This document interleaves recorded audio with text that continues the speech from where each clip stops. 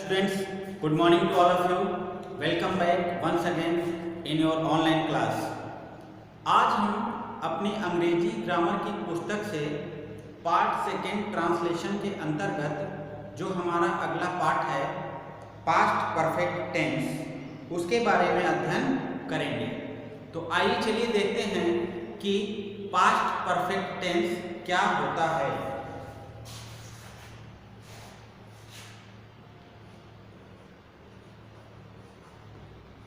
Past perfect tense. Past perfect tense क्या होता है? ये पास्ट परफेक्ट टेंस, जैसा कि आप देख रहे हैं इसके नाम में ही बहुत कुछ छिपा हुआ है। Past means you know very well, मतलब बीता हुआ। आप अच्छी तरह जानते हैं कि पास्ट का मतलब होता है बीता हुआ। परफेक्ट मीन्स होता है पूर्ण या पूरा। टेंस काल, हम कह सकते हैं कि बीते हुए समय में कोई भी कार्य या कोई घटना पूर्ण रूप से हो चुकी हो, उसे हम कहते हैं पास्ट परफेक्ट टेंस। इस टेंस का प्रयोग प्रायः उस दशा में हम करते हैं जब भूतकाल में दो कार्यों का वर्णन किया जा रहा हो, यानी कि एक काम पहले समाप्त हो जाता है और दूसरा काम बाद में समाप्त होता है, किंतु दोनों ही कार्य भूतकाल में ही समाप्त होते हैं, अर्थात हम कह सकते हैं कि पूर्ण हो जाते हैं। इसके बारे में कैसे हम इसको दिए गए हिंदी वाक्यों को अंग्रेजी में अनुवाद करेंगे या अंग्रेजी से हिंदी में अनुवाद करेंगे, उसके स्ट्रक्चर्स को कैसे जानेंगे, आइए चलिए इसके बारे में हम आगे इसकी परिभाषा और इसके अंग्रेजी बनाने के नियम के अंतर्गत इसमें हम और कुछ आगे सीखते हैं।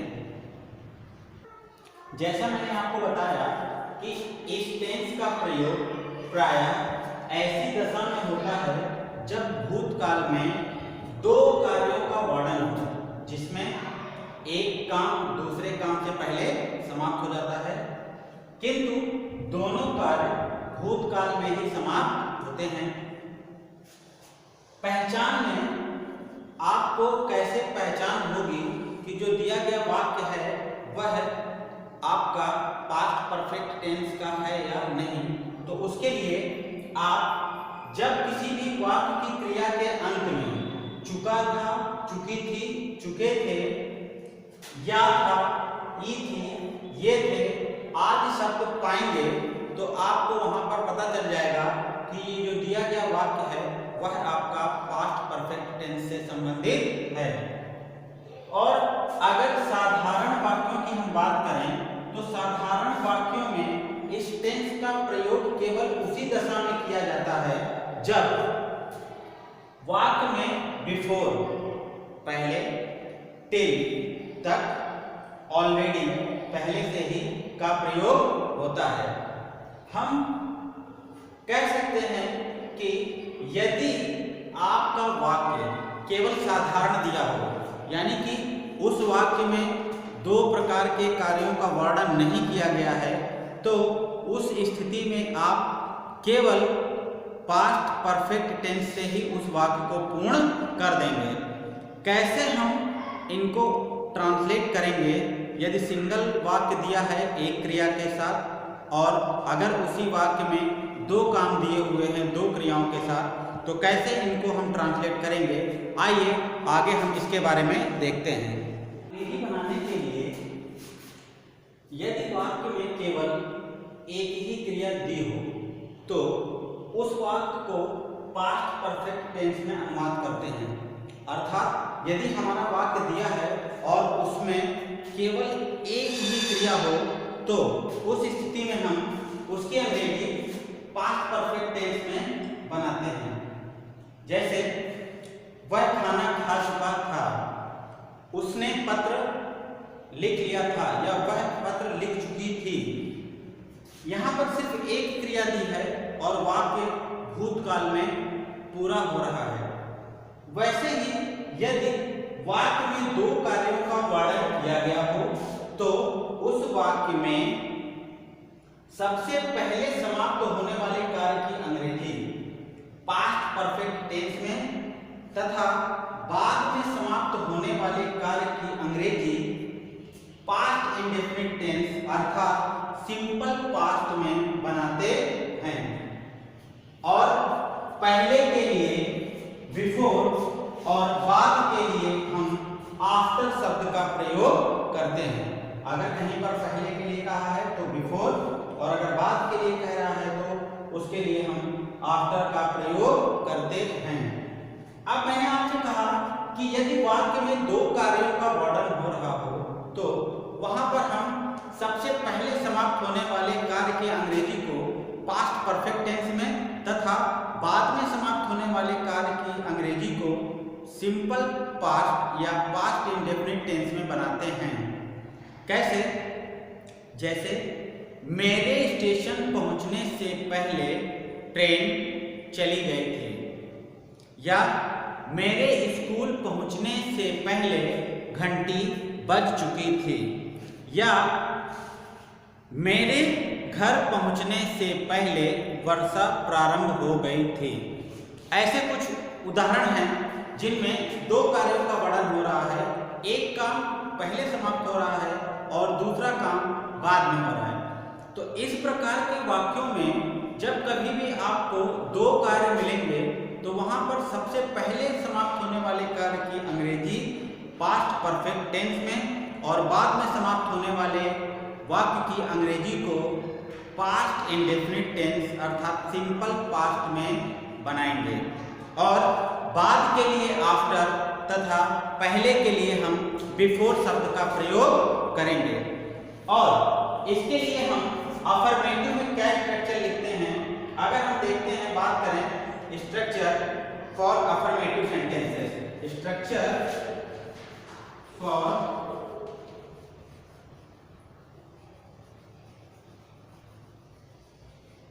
अफर्मेटिव सेंटेंसेस अर्थात साधारण वाक्य के लिए। साधारण वाक्य के लिए जो ये आपका स्ट्रक्चर है वो कैसे होगा? पहले समाप्त होने वाला जो कार्य है उसको subject plus head plus verb की थर्ड फॉर्म प्लस ऑब्जेक्ट के साथ बनाते हैं, और वहीं जो बाद में समाप्त होने वाला कार्य है उसमें सब्जेक्ट प्लस वर्ब की सेकंड फॉर्म प्लस ऑब्जेक्ट, इससे हम उस वाक्य को पूरा करते हैं। इसी प्रकार आइए हम देखते हैं कि यदि हमारा दिया हुआ वाक्य नेगेटिव हो तो उसके लिए हम उसे किस प्रकार से ट्रांसलेशन का स्ट्रक्चर बनाएंगे। वाक्यों में हम ट्रांसलेशन कैसे करते हैं देखते हैं। मैंने आपसे कहा था यदि वाक्य में केवल एक ही क्रिया दिया हो और एक ही क्रिया के साथ हो तो उसे हम अलग तरीके से बनाते हैं। अगर पास्ट में होगा तो सिंपल पास्ट में बनाएंगे, पास्ट इंडेफिनिट में, और अगर वो सिंपल दिया होगा एक ही वाक्य में और परफेक्ट में है तो उसे हम पास्ट परफेक्ट में बनाते हैं। और अगर दोनों कार्य एक ही वाक्य में दिए हों तो सबसे पहले समाप्त होने वाले कार्य को हम पास्ट परफेक्ट में और बाद में समाप्त होने वाले कार्य को हम सिंपल पास्ट में अर्थात पास्ट इंडेफिनिट में बनाते हैं। तो देखिए, जैसे पहला उदाहरण है बच्चा सो गया था, तो बच्चा सो गया था तो the baby slept, the baby slept. दूसरा उदाहरण है अमन खाना खा चुका था, तो Aman had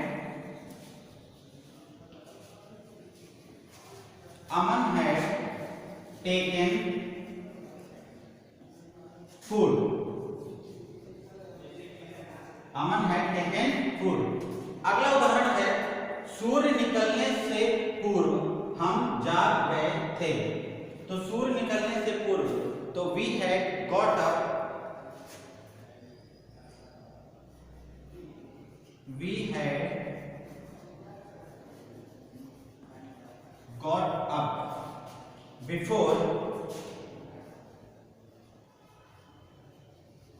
we had got up before the sun rose।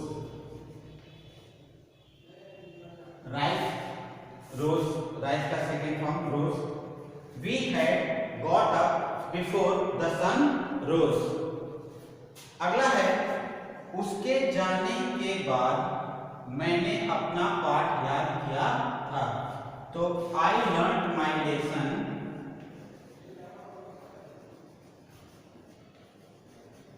I learned my lesson after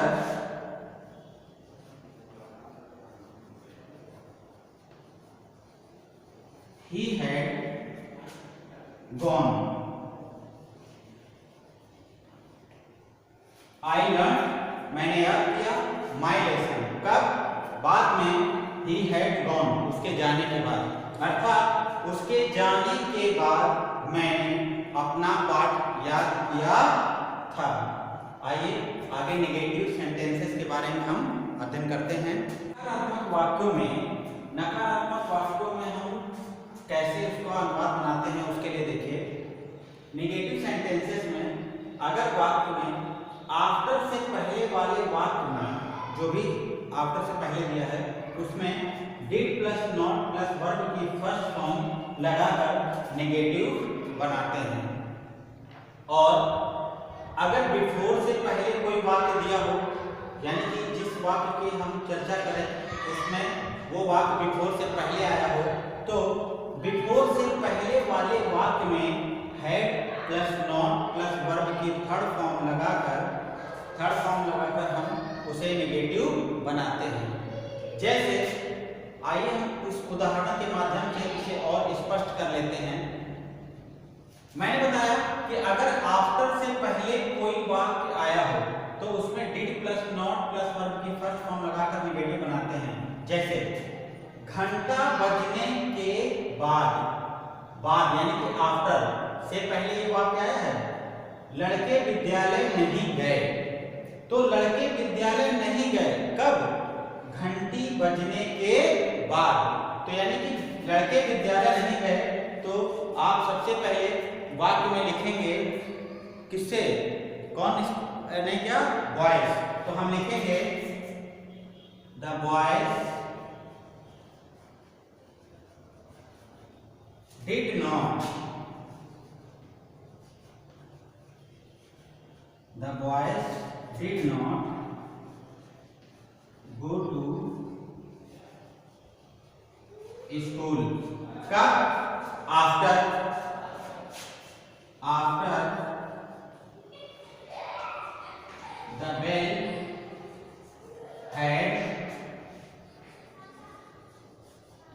rung।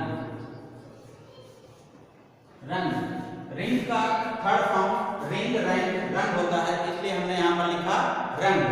अब हम दूसरे वाले वाक्य में चोर के भागने से पूर्व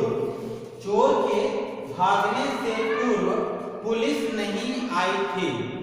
अर्थात अभी चोर के भागने से पूर्व यानी कि पुलिस नहीं आई थी कि चोर भागते उससे पहले, तो हम लिखेंगे the police had not come.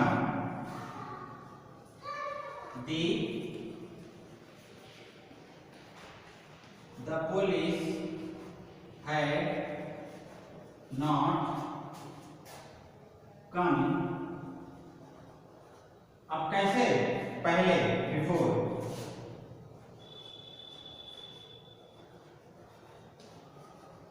The thief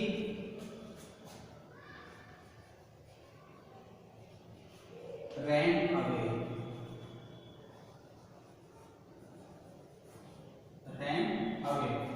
यहां पर आप देखिए, मैंने दूसरा बताया था आपको बिफोर से पहले अगर वाक्य आता है, तो यहां पर देखिए कि वाक्य बिफोर से पहले आ रहा है, तो उसे हम हैड नॉट लगाकर वर्ब की थर्ड फॉर्म के साथ लिखते हैं।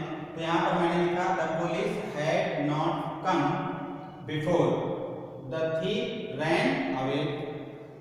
और इस प्रकार से हम इस दिए हुए वाक्य को नकारात्मक रूप में बदल पाए। तो इसी प्रकार आपकी किताब में और भी जो एक्सरसाइजेज दी गई हैं उसे लगा करके आप इसके बारे में और अधिक अभ्यास करके सीख सकते हैं। चलिए अब इसके आगे हम अगला जो हमारा है वो है आपका इंटेरोगेटिव सेंटेंसेस कि अगर हमारा वाक्य प्रश्नवाचक है तो फिर हम उसमें कैसे उसको दिए हुए वाक्य को ट्रांसलेट करेंगे उसके बारे में अध्ययन करते हैं। इंटेरोगेटिव सेंटेंसेस में जो प्रश्नवाचक वाक्य हैं उसमें हम क्या करते हैं, जिन वाक्यों में बिफोर का प्रयोग हो रहा है, अगर किसी वाक्य में बिफोर का प्रयोग हो रहा है तो उनका इंटेरोगेटिव बनाने के लिए वाक्य में सबसे पहले हम हैड का प्रयोग करते हैं, और यदि जिन वाक्यों में आफ्टर का प्रयोग हो रहा हो तो उनका इंटेरोगेटिव बनाने के लिए हम वाक्य में सबसे पहले डिड का प्रयोग करते हैं। और यदि वाक्य प्रश्नवाचक है और प्रश्नवाचक शब्द वाक्य के बीच में कहीं भी दिया है तो वाक्य में हैड या डिड से पहले हम उस दिए हुए जो प्रश्नवाचक शब्द है उसकी अंग्रेजी को लिखते हैं। आइए कुछ उदाहरणों के माध्यम से हम इसे स्पष्ट कर लेते हैं। जैसे, क्या सोने से पहले तुमने दूध पी लिया था? तो देखिए यहाँ पर लिखा है क्या सोने से पहले तुमने दूध पी लिया था। तो देखिए सबसे पहले हम इसे शुरू करेंगे हैड से। हैड यू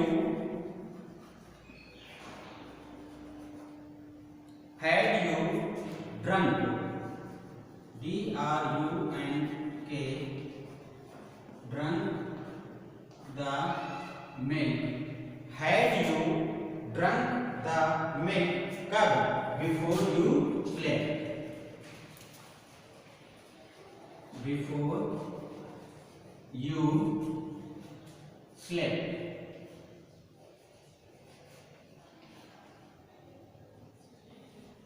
क्वेश्चन मार्क का चिन्ह। Before you slept यानी कि had you drunk the milk, क्या तुमने दूध पी लिया था? कब? सोने से पहले, before you slept.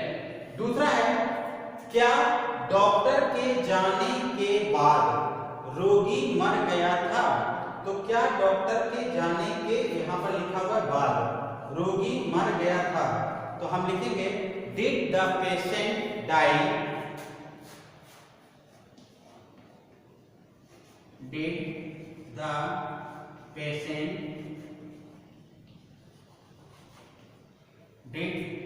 patient die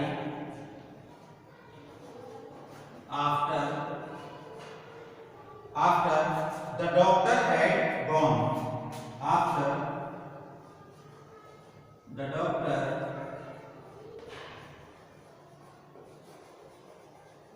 had gone.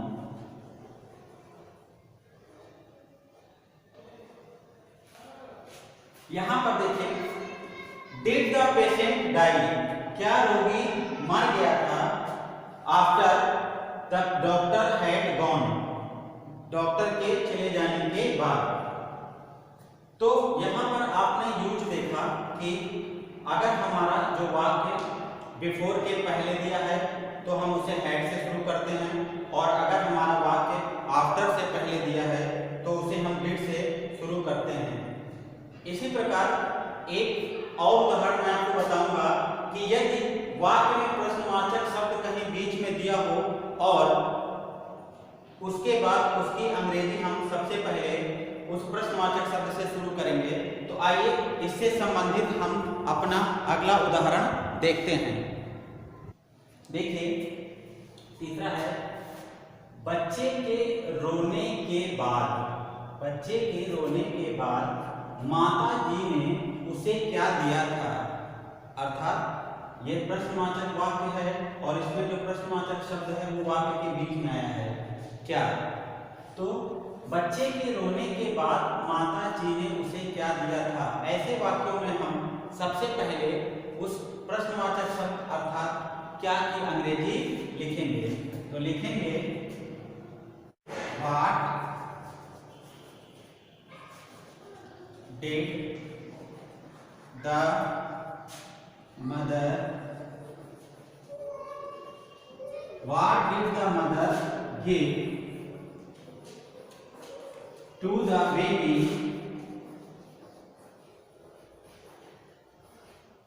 after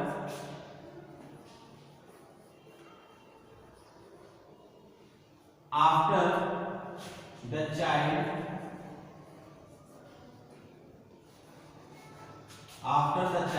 wept?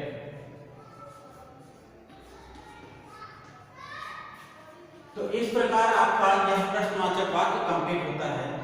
What did the mother give to the baby after the child wept? अर्थात बच्चे के रोने के बाद माता जी ने उसे क्या दिया था।